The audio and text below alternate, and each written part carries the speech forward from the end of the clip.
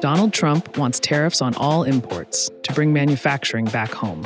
But you can't quite bring it home if it was never there to begin with. So how much of what's inside a U.S. home is actually made in America? In the kitchen, some fruits and vegetables are domestic. Apples and oranges are mostly grown in the U.S., but tomatoes, bananas, and pineapples are mostly imported. 90% of soft drinks are made in the U.S., but coffee and tea are almost entirely sourced from abroad. Meat, eggs, and cheese are mostly produced in the U.S., but 2/3 of all seafood consumed in the U.S. is brought in.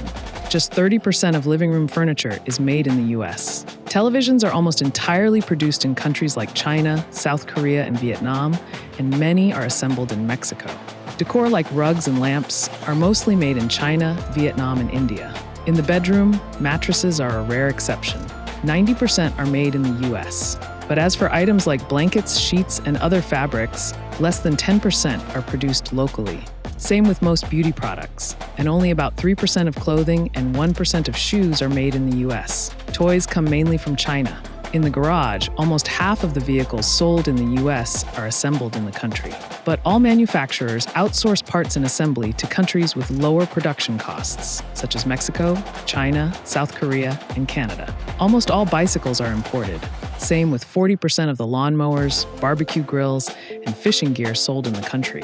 Homes in the U.S. are filled with goods from around the world. Most of what's inside the average American home was never made in America to begin with.